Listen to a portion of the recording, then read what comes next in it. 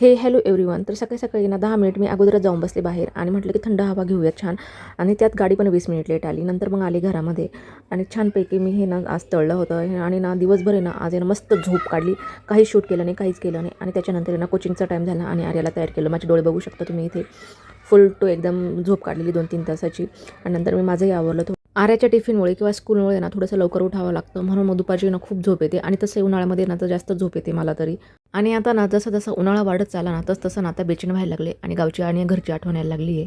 आणि आज आहे ना आर्या खूप खुश होती, कारण की तिला कोचिंगला जायच्या अगोदर आहे ना मी टी व्ही चालू करून दिला होता आणि कोचिंगचा टाईमही चेंज झाला, थोडासा लेट झालेला होता.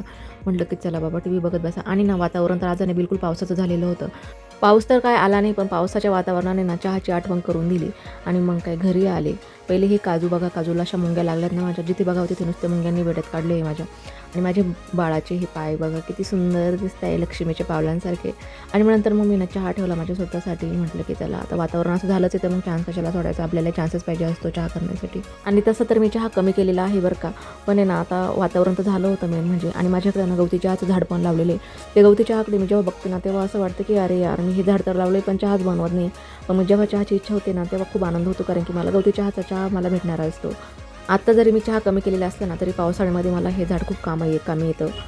तर असा होता माझा साधा आणि सिंपल दिवस. तर भेटूयात नेक्स्ट व्लॉगमध्ये. तोपर्यंत बाय बाय.